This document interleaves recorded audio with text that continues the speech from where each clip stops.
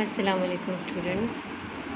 Chemistry का नया lecture हम स्टार्ट करते हैं, that is stability of benzene. कल हमने जो स्टडी किया था that was structure of benzene, और स्ट्रक्चर ऑफ बेंजीन में हमने थोड़ी सी स्टेबिलिटी की बात की थी। थोड़ा सा उसको मेमोराइज़ कर लेते हैं, दोबारा से रिवाइज़ करते हैं। ये स्ट्रक्चर हमने बनाया था अकॉर्डिंग टू हाइब्रिडाइजेशन, और इस स्ट्रक्चर के अंदर हमने ये देखा था कि कार्बन इज़ sp2 हाइब्रिडाइज्ड, इसके 3 हाइब्रिड ऑर्बिटल्स होंगे और तीनों ही सिग्मा बॉन्ड्स बना रहे होंगे, 2 कार्बन के साथ और 1 हाइड्रोजन के साथ। इसके अलावा जो 2pz है वो अनहाइब्रिड फॉर्म में इसके ऊपर मौजूद होंगे। हर कार्बन का 2pz अनहाइब्रिडाइज्ड होगा। अब ये जो 2pz ऑर्बिटल्स हैं ये एक पूरा प्लेन है जहाँ पर कार्बन की रिंग मौजूद होगी और उस रिंग के परपेंडिकुलर में ये 2pz होंगे। अब उस पूरी रिंग को उसने ये ब्लैक हेक्सागोन की फॉर्म में शो कर दिया है, और जो 2pz हैं वो यहाँ पर आपको डिफरेंट 6 2pz नज़र आ रहे होंगे।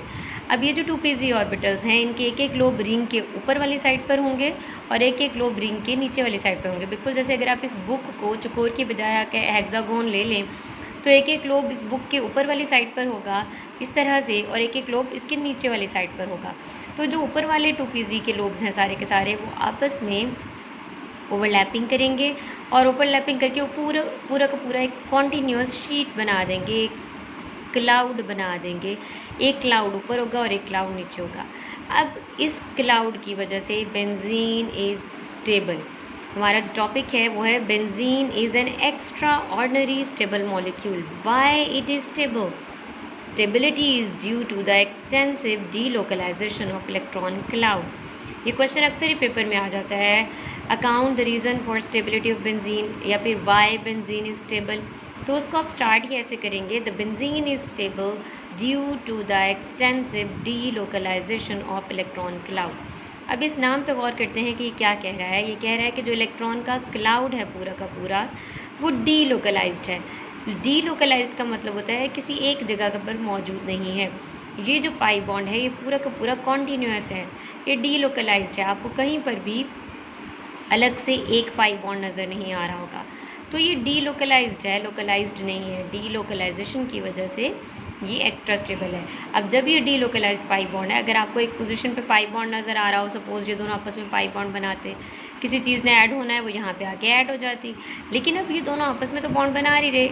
ये वाला जो 2pz है ये इसके साथ भी ओवरलैप करेगा और इसके साथ भी ओवरलैप करेगा, तो उसको कोई पोजीशन नहीं मिलेगी। जो रिएजेंट आएगा ऐड होने के लिए उसको कोई ख़ास पोजीशन नहीं मिलेगी। तो पाई बॉन्ड इज़ डीलोकलाइज्ड। ठीक है, अब हम ये देख लेते हैं कि इसकी स्टेबिलिटी कितनी होगी। ये तो हमने देख लिया कि why it stability stable due to delocalisation. अब इसके एक्सटेंट ऑफ स्टेबिलिटी देखते हैं कि स्टेबिलिटी किस हद तक होगी।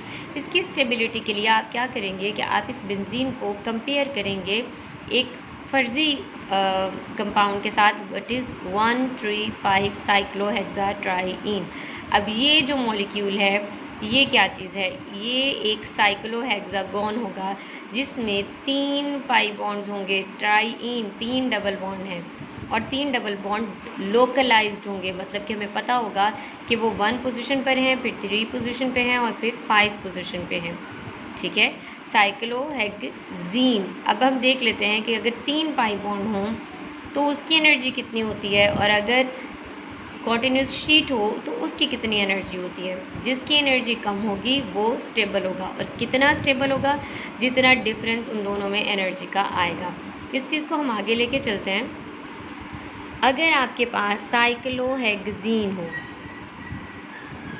साइक्लोहेक्सीन मतलब क्या है कि ये साइक्लोहेक्सीन है और उसमें एक पाई बॉन्ड है। अब इस एक पाई बॉन्ड को ख़त्म करने के लिए आप एक मॉलिक्यूल H2 का ऐड करेंगे। जब एक मॉलिक्यूल H2 का आएगा तो एक हाइड्रोजन इस कार्बन पर ऐड हो जाएगा और एक हाइड्रोजन इस कार्बन पर ऐड होगा और ये पाई बॉन्ड ख़त्म हो जाएगा और आपके पास बन जाएगा साइक्लोहेक्सीन। लेकिन इस प्रोसेस के अंदर हीट रिलीज़ होगी। अब हाइड्रोजनेशन की हीट रिलीज़ होती है। कितनी हीट रिलीज़ होगी? -119.5 किलो जूल पर मोल। एक पाई बॉन्ड को हाइड्रोजनेट करने के लिए कितनी अमाउंट ऑफ एनर्जी आ रही है? -119.5। माइनस रिप्रेजेंट कर रहा है कि एनर्जी रिलीज़ होगी, और कितनी होगी? अप्रॉक्सीमेटली 120। अब अगर इसमें 2 पाई बॉन्ड्स होते, आप ये केस देख लीजिए, अगर इसके अंदर 2 पाई बॉन्ड्स होंगे तो कितने मॉलिक्यूल हाइड्रोजन के ऐड होंगे? 2। अब 2 मॉलिक्यूल जब इसमें ऐड हो जाएंगे तो साइक्लोहेक्सेन बन जाएगा और इस प्रोसेस में एनर्जी कितनी रिलीज़ होगी? डेफिनेटली इससे दुगनी रिलीज़ होगी। 1 पाई बॉन्ड के लिए 120 अप्रॉक्सीमेटली था, तो 2 पाई बॉन्ड्स को आप उसी 120 या -119.5 से मल्टीप्लाई कर दें, -239 किलो जूल पर मोल। 2 के बाद अगर हम ये कंसिडर करें कि 3 पाई बॉन्ड्स मौजूद हैं, अगर ये 3 पाई बॉन्ड्स होते, लोकलाइज्ड होते इन 3 पोजीशंस पर, तो उसमें 3 मॉलिक्यूल H2 के ऐड होंगे और साइक्लोहेक्सेन बनेगा, तो डेफिनेटली एनर्जी कितनी रिलीज़ होगी? आप उसी 119.5 को 3 से मल्टीप्लाई कर देंगे और ये आ जाएगा -358.5 किलो जूल। ये देख लीजिए यहाँ पर कैलकुलेटेड एनर्जी कितनी निकली। अगर पाई बॉन्ड्स लोकलाइज्ड होते, मतलब कि एक ख़ास जगह पर मौजूद होते, सिंगल बॉन्ड मौजूद होता, सिंगल पाई बॉन्ड, तो यहाँ पर 119.5 एनर्जी रिलीज़ होती। 2 पाई बॉन्ड मौजूद होते तो -239 किलो जूल पर मोल एनर्जी रिलीज़ होती। 3 पाई बॉन्ड्स अगर होती है तो कैलकुलेटेड वैल्यू ये कहती है कि एनर्जी रिलीज़ होनी चाहिए -358.5। जबकि एक्सपेरिमेंटली जब हम देखते हैं तो बेंजीन में जब 3 मॉलिक्यूल्स H2 के ऐड होते हैं, in the presence of platinum cyclohexane बनता है और एनर्जी जो ऑब्जर्व्ड है, जो हमें नज़र आती है, वो आती है -208 किलो जूल पर मोल। अगर तो लोकलाइज्ड होते हैं तो कैलकुलेटेड वैल्यू है 358, 350, लेकिन जब हम एक्सपेरिमेंट करते हैं तो ऑब्ज़र्व कितनी होती है? 208। जब हम आप इन दोनों का डिफरेंस निकालते हैं, माइनस करते हैं आपस में, तो 150.5 किलो जूल पर मोल। अब इसका मतलब बेंजीन की एनर्जी कम है, बेंजीन की देखिए 208 है और जो 135 साइक्लोहेक्साट्राईन है जो कि कैलकुलेटेड है वो 358 है। बेंजीन की एनर्जी कम है, इसका मतलब बेंजीन स्टेबल है। कितने स्टेबल है? Extent of stability 150.5 kilo joule पर मोल एनर्जी के अकॉर्डिंग ये स्टेबल है। यहाँ पर आप इसको फिगर की फॉर्म में देख लीजिए। यहाँ पर क्या हुआ है कि यहाँ पर आपके पास है पोटेंशियल एनर्जीज। अगर आपके पास 1 पाई बॉन्ड वाला साइक्लोहेक्सेन है, उसमें अगर H2 ऐड करते हैं तो एनर्जी जो यहाँ से यहाँ तक बनती है वो है -119.5। अगर 2 पाई बॉन्ड्स हैं तो एनर्जी बनती है -231.5। अगर 3 पाई बॉन्ड्स हैं तो एनर्जी कैलकुलेट होती है -358.5। ये है हमारे फ़र्ज़ी ख्यालात, लेकिन जब हमने तजुर्बा किया, एक्सपेरिमेंट किया और बेंजीन को लिया और बेंजीन में हमने 3 मॉलिक्यूल H2 के डाले तो एनर्जी रिलीज़ हुई -208। तो बेंजीन एनर्जी लेवल पे यहाँ पर है, जबकि जो हमने एक हाइपोथेसिस लिया था ट्राईन का, उसकी एनर्जी इतनी हाई है। जब इन दोनों का आपस में हमने डिफरेंस लिया तो वो आपके पास बनता है माइनस नहीं है, डिफरेंस है, तो 150.5 किलो जूल पर मोल। ये बात याद रखिए कि जिस भी कंपाउंड की एनर्जी कम होगी वो स्टेबल होगा। तो अगर हम इस केस में देखते हैं तो बेंजीन की एनर्जी कम है तो ये स्टेबल है, और कितना स्टेबल है? इतनी एनर्जी के थ्रू स्टेबल है। अब आप यहाँ पर अगर लास्ट लाइन चेक करें तो benzene is more stable then the hypothetical. Hypothetical मतलब जिसको हमने फ़र्ज़ किया हो। 135 साइक्लोहेक्साट्राईन कितना स्टेबल है? 150.5 किलो जूल पर मोल। अब ये जो एनर्जी है वो रेजोनेंस एनर्जी कहलाती है। ये क्या है? It is resonance energy. ठीक है, इसका मतलब क्या हुआ? इसका मतलब ये हुआ कि बेंजीन रेजोनेंस शो करता है, जिसकी वजह से वहाँ से एनर्जी इसकी कम हो जाती है 150.5 किलो जूल पर मोल। आपने रेजोनेंस एनर्जी की डेफिनेशन भी प्रिपेयर करनी है।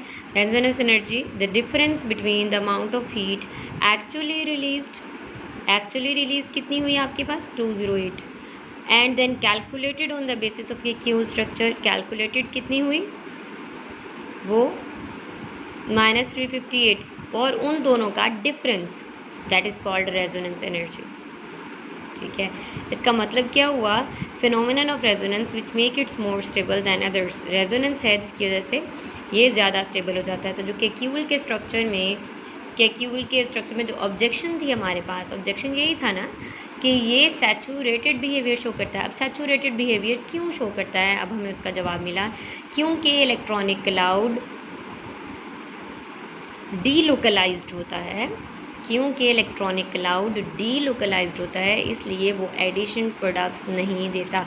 आप ऑब्जेक्शंस के क्यू के देख लें तो यहाँ पर यही था, it forms addition products reluctantly. तो इसका जवाब हमें मिल गया कि it forms addition products reluctantly because it has delocalised electronic cloud.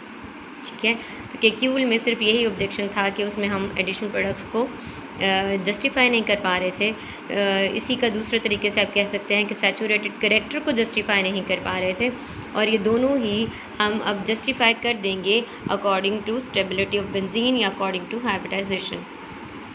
तो ये स्टेबिलिटी ऑफ बेंजीन बड़ा ही इंपॉर्टेंट टॉपिक है और पेपर में अक्सर लॉन्ग क्वेश्चन की फॉर्म में आ जाता है।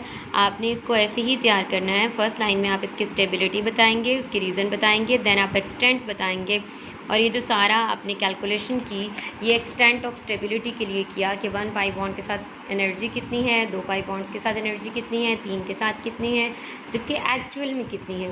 एक्चुअल में लो होती है 208।